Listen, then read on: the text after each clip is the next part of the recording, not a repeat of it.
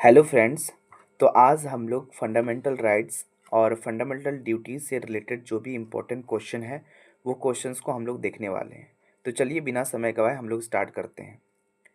In which part of the Indian constitution are the fundamental rights described? तो option A part two, या फिर B option B part three, या फिर part four option C, या D four ए। तो क्या होगा ऑप्शन इसका? तो चलिए देखते हैं। इसका ऑप्शन हो जाएगा B part three. Part three यानी कॉन्स्टिट्यूशन का जो हमारा जो पार्ट थ्री है जिसमें फंडामेंटल राइट्स के विषय में बताता है, जो उसमें डिस्क्राइब्ड किया गया है। ठीक है। अगर पार्ट टू की अगर हम बात करें तो पार्ट टू किससे रिलेटेड है?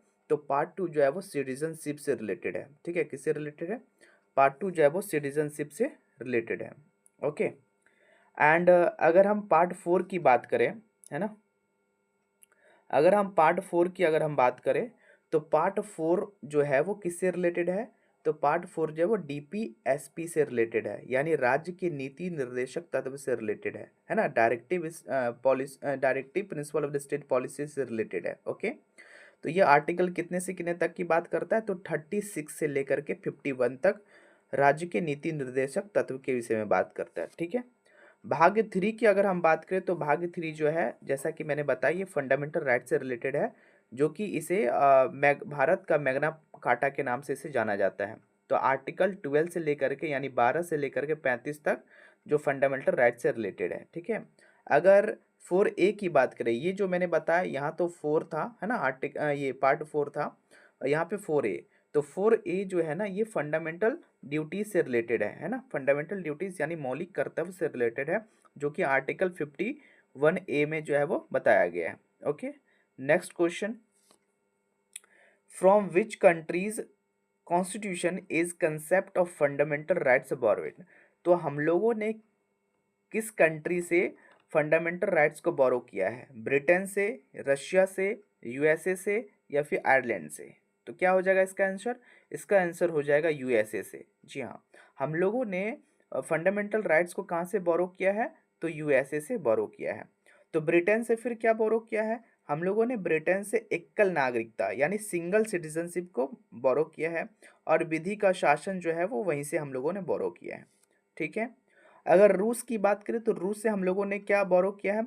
तो रूस से हम लोगों ने क्या बोरो किया है? मौलिक कर्तव्य यानी फंडामेंटल ड्यूटीज को प्रस्तावना में सामाजिक आर्थिक जो न्याय है वो जो भी मतलब वो भी जो है हम लोग रशिया से ही हम लोग बोरो किए हुए हैं। ठीक है। अगर हम आयरलैंड की बात करें तो आयरलैंड से हम लोगों ने क्या बोरो किया हुआ है? तो आयरलैंड से हम लोगों ने डीपीएसपी जो है, जो मैंने पिछले स्लाइड में डिस्कस किया था, है ना, तो वो जो है हम लोगों ने आयरलैंड से बोरो किया हुआ है। ठीक है। नेक्स्ट क्वेश्चन देखते हैं हम लोग। वर्तमान में नागरिकों को कितने मौलिक अधिकार प्राप्त है? How many fundamental rights do Indian citizen currently है? तो वर्तमान में कितने फंडामेंटल राइट्स जो है वो इंडियन के पास है? तो वो कितने हैं? 7 है, या फिर 11 है, या फिर 6 है, या फिर 10 है? तो क्या हो जाएगा इसका राइट आंसर? ये 6 हो जाएगा। ठीक है।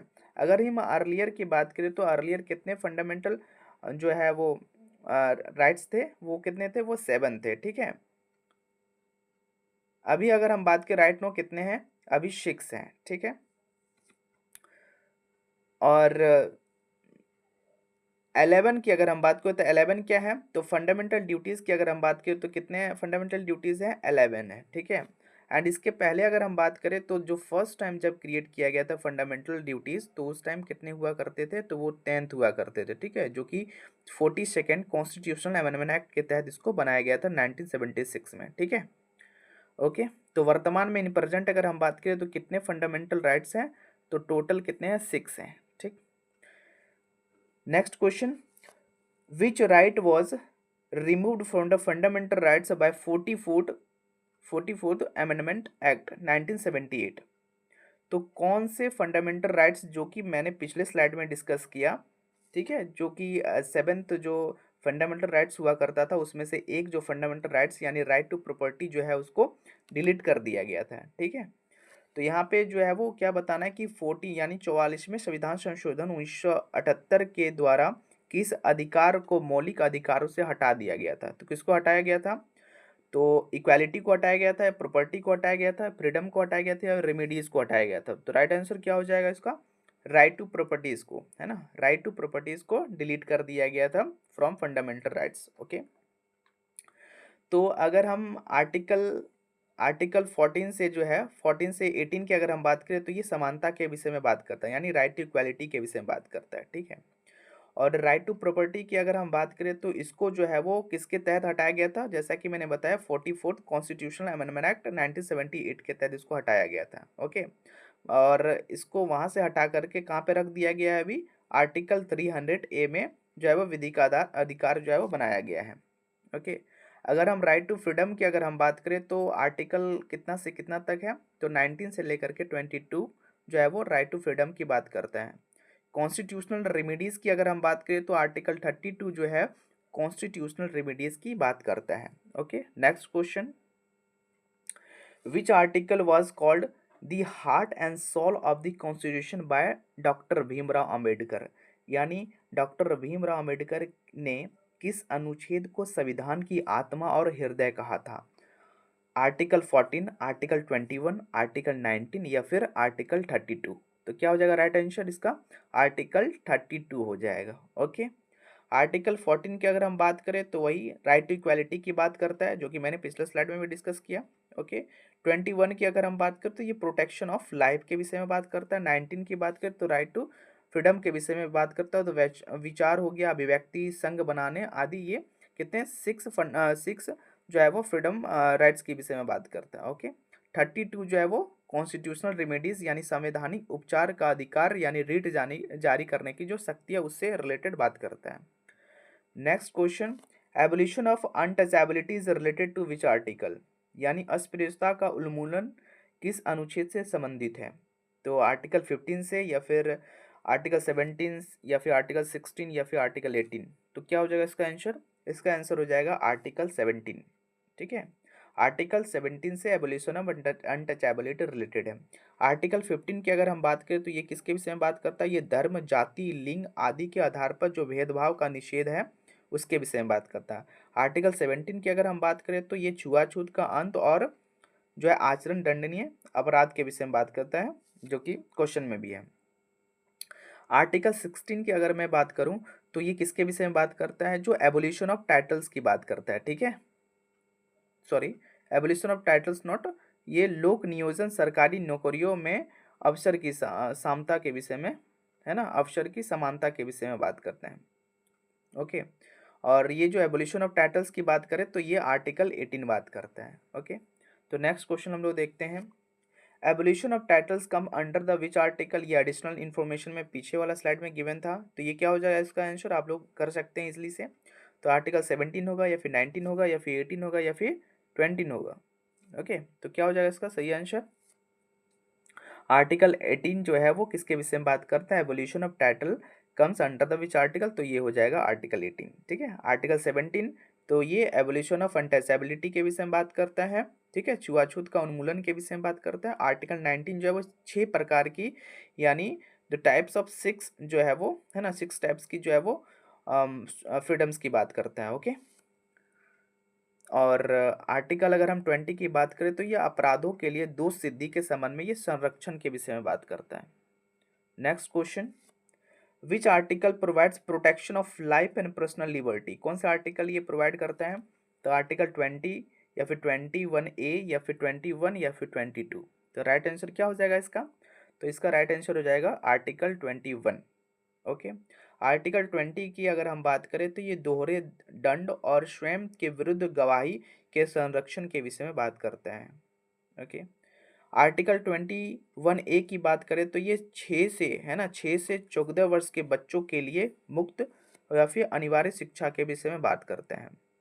आर्टिकल 22 के विषय में अगर हम बात करें तो ये कुछ दशाओं में गिरफ्तारी और निषेध से संरक्षण के विषय में ये बात करते हैं। ओके, नेक्स्ट क्वेश्चन देख रहे हैं हम लोग, which new fundamental rights was added by 86 constitutional amendment act के तहत? ओके, अमेंडमेंट एक्ट 2002 यानी 2002 के तहत इसको इनकलकेट किया गया था हमारे कॉन्स्टिट्यूशन में।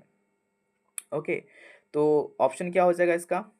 ये वाला होगा या फिर 19(1) जी या है ना, या फिर 23 आर्टिकल 23 या फिर 21A या फिर 24 किसको इनकलकेट किया गया था, है ना, 86 में संविधान संशोधन 2002 के तहत।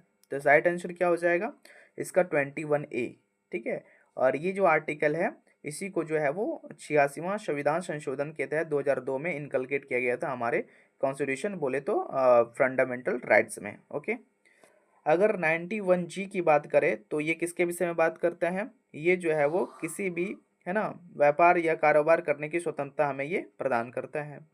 आर्टिकल 23 की अगर हम बात करें तो मानव दुर्व्यापार और बाल श्रम या बेगार पर जो है वो रोक लगाता है, यानी ह्यूमन ट्रैफिकिंग और चाइल्ड लेबर के विषय में ये बात करता है आर्टिकल 23। 24 की अगर हम बात करें तो कारखानाओं आदि में बच्चों का जो नियोजन पर रोक के विषय में ये बात करता है। Next question, प्रोहिबिटेशन of employment of children below 14 years in factories is under which article, कौन से आर्टिकल में ये आता है कि कारखानों या जोखिम भरे कार्यों में 14 वर्ष से कम आयु के बच्चे के नियोजन पर रोक किस अनुच्छेद में है।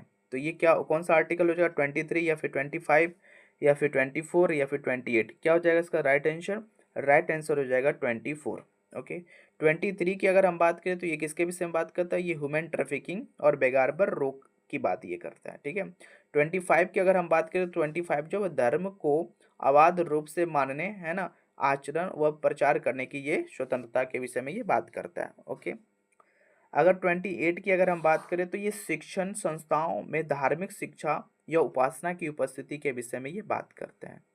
Next question, right to freedom of religion is covered under which range of article, तो ये राइट टू जो फ्रीडम है यानी धार्मिक स्वतंत्रता का अधिकार किस अनुच्छेद से किस अनुच्छेद तक वर्णित है।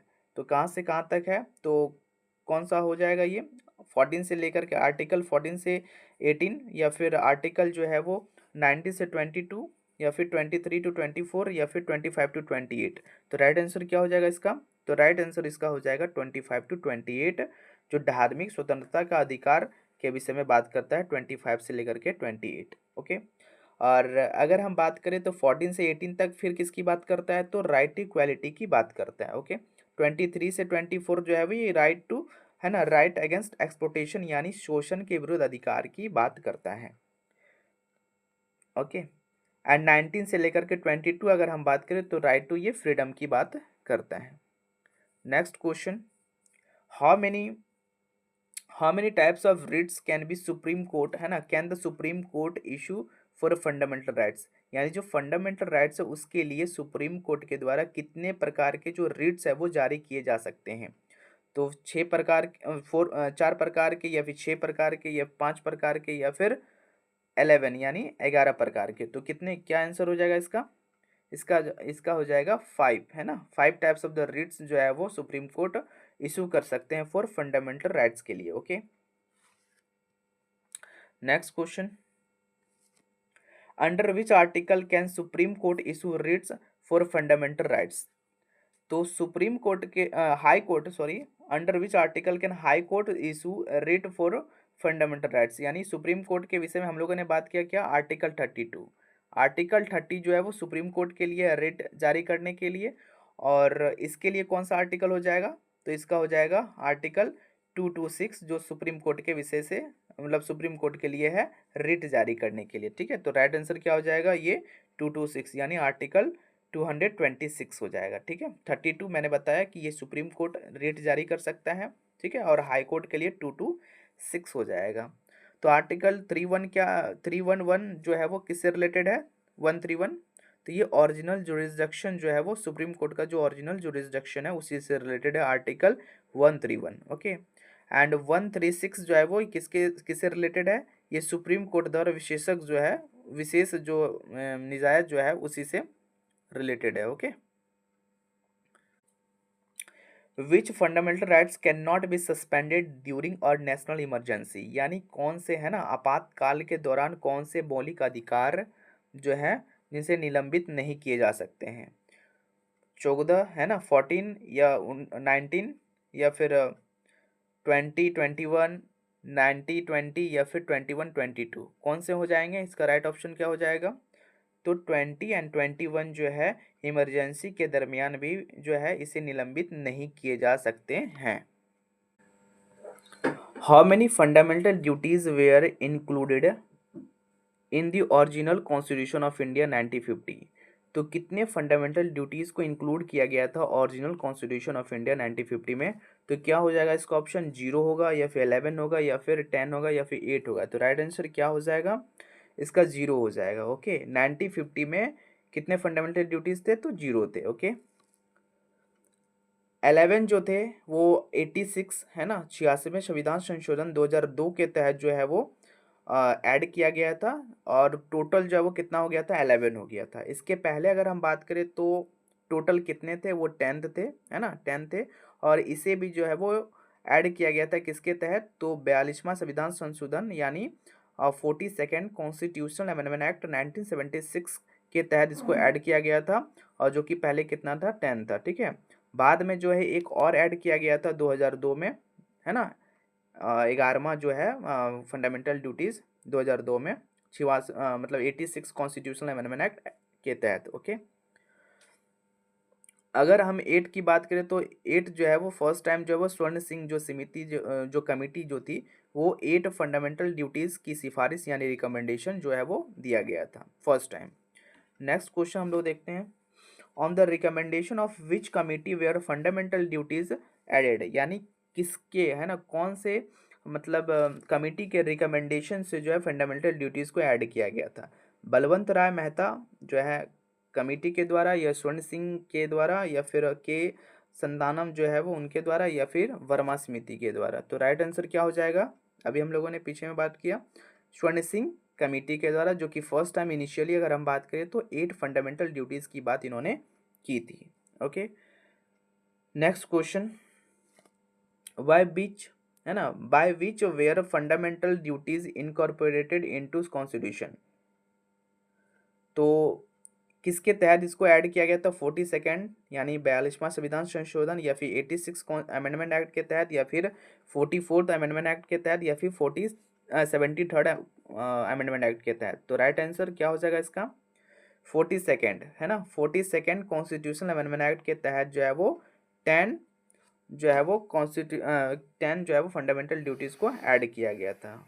ठीक है, कितना? 42वां संविधान संशोधन के तहत 1976 में। ओके, 44th की अगर हम बात करें तो जो राइट टू प्रॉपर्टी है उसको डिलीट किया गया था, है ना, 1978 में।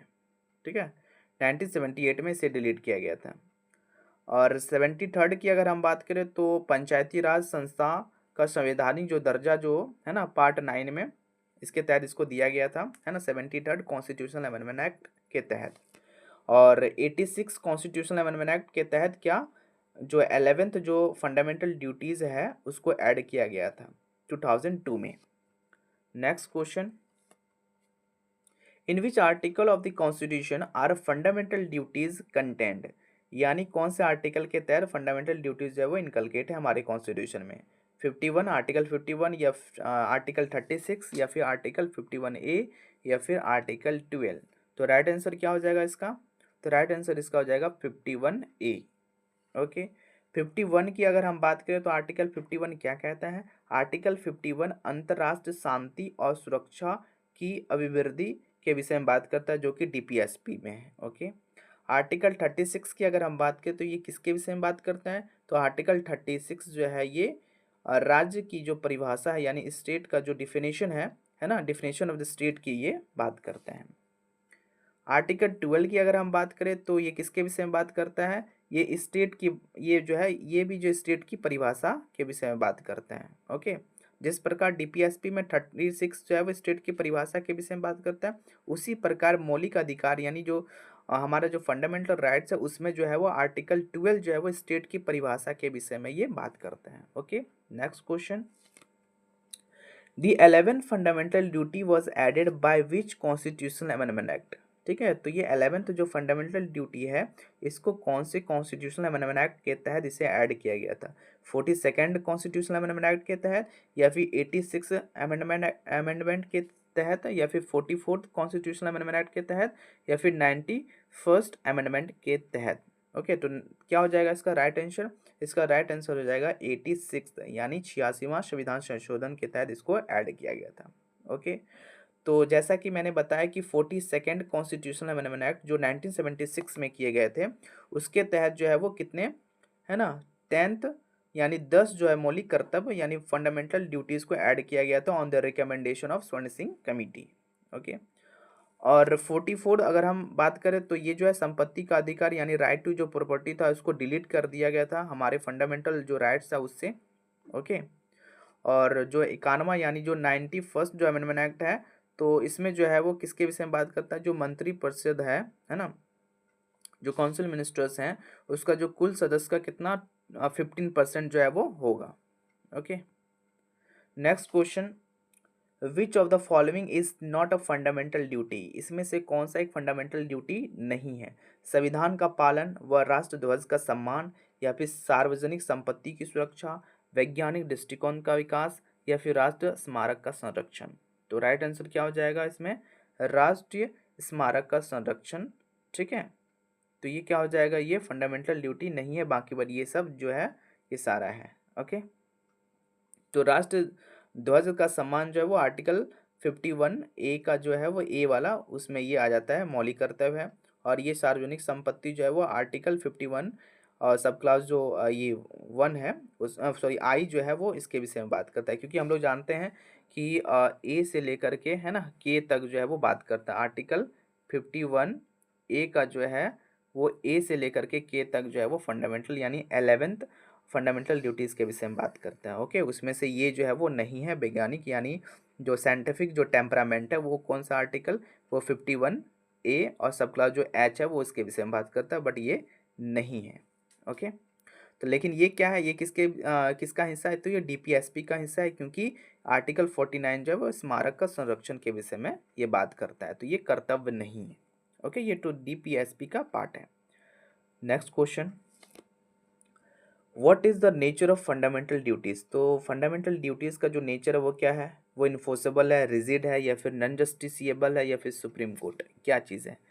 तो वो आंसर क्या हो जाएगा इसका? तो क्या हो जाएगा? नॉन जस्टिसिएबल हो जाएगा। ऑन दी अदर हैंड अगर आपसे पूछा जाए कि फंडामेंटल जो राइट्स है उसका जो नेचर है, यानी उसका जो नेचर है वो क्या है, उसकी प्रकृति कैसी है, तो वो क्या हो जाएगा? फिर वो जस्टिसिएबल हो जाएगा। ठीक है, वो जस्टिसिएबल हो जाएगा। तो फंडामेंटल ड्यूटीज़ अगर बोले तो नॉन जस्टिसिएबल हो जाएगा, और फंडामेंटल राइट्स अगर बोले तो वो जस्टिसिएबल बाय द कोर्ट हो जाएगा। Okay, next question, where is protection of environment and wild mention in the constitution? कहाँ पे मेंशन किए गए हैं protection of environment and wild life mention in the constitution? कहाँ पे? तो ये ओनली एफआर में यानी फंडामेंटल राइट्स में, ठीक है, या फिर डीपीएसपी में, या फिर केवल ओनली डीपीएसपी में, या फिर ओनली डीपीएसपी में, है ना, केवल मौलिक अधिकार में? तो कहाँ पे क्या हो जाएगा इसका आंसर? तो डीपीएसपी और मौलिक कर्तव्य दोनों में ये चीज़ें बताई गई हैं। ओके, डीपीएसपी और मौलिक कर्तव्य दोनों में ये चीज़ें बताई गई हैं। Okay, next question, which writ literally means to have the body of? तो ये कौन सा रीट? जैसा कि मैंने बताया देयर आर 5 काइंड्स ऑफ जो रीट्स है वो कितने प्रकार के हैं? 5 काइंड्स ऑफ रीट्स हैं। ओके, तो इसमें से जो है वो जो रेट है to have the body of, कौन से रेट्स जो है वो to have the body of के विषय में बात करते हैं? मैंडमस, सर्टरॉरी, या फिर हैबस कॉर्पस, या फिर क्यू वारंटो? ओके, तो कौन सा क्या हो जाएगा इसका राइट आंसर? इसका राइट आंसर हो जाएगा हैबस कॉर्पस, जो किसके विषय में बात करता है? तो शरीर को प्रस्तुत किया जाए, किसके विषय में बात करता है? To have the body of के विषय में बात करता है। ठीक है, तो मैंडमस किसके विषय में बात करता है? मैंडमस वी कमांड, है ना, अगर कहीं भी दिख जाए वी कमांड तो क्या हो जाएगा? मैंडमस हो जाएगा। ओके, अगर सर्टिरॉरी के विषय में अगर हम बात करें टू बी सर्टिफाइड हो जाएगा। हैबस कॉर्पस की अगर हम बात करें तो ये शरीर को प्रस्तुत, जैसे कि मैंने बताया। क्यू वारंटो की अगर हम बात करें तो इसका अर्थ होता है किस अधिकार या वारंट से। क्यू वारंटो का मतलब क्या होता है? किस अधिकार या वारंट से। काफ़ी इंपॉर्टेंट है, इसको याद कर लेना है। Okay, next question, which article gets automatically suspended when the national emergency is declared? जब नेशनल इमरजेंसी जो है वो डिक्लेयर की जाती है तो कौन से आर्टिकल है जो कि अपने आप जो है वो सस्पेंड हो जाते हैं? तो आर्टिकल 14 या 21, 19 या फिर 32? क्या हो जाएगा इसका राइट आंसर? इसका 19, आर्टिकल 19 जो है वो ऑटोमेटिकली सस्पेंड हो जाते हैं। Okay, next question, wearing the carrying kirpans by Sikhs is included in which article, ये कौन से आर्टिकल में है? सिखों द्वारा कृपान धारण करना किस अनुच्छेद के तहत धार्मिक स्वतंत्रता का अंग है? तो आर्टिकल 25 या 27 या 26 या 28, तो कौन सा आर्टिकल हो जाएगा? ये राइट आंसर क्या हो जाएगा इसका?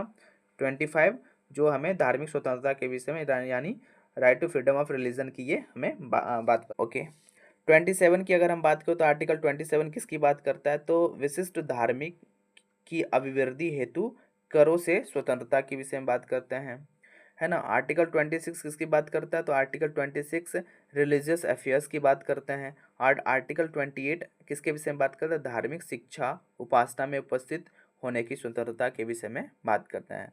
तो आज हम लोगों ने 25 क्वेश्चन को बहुत ही अच्छे तरीके से किया। आई होप कि आपको भी अच्छी लगी होगी, और जितने भी जो क्वेश्चन जो मैंने करवाए काफ़ी इंपॉर्टेंट है, तो इसको अच्छे से कर लीजिएगा। तो फिर मिलते हैं नेक्स्ट वीडियो में। Thank you.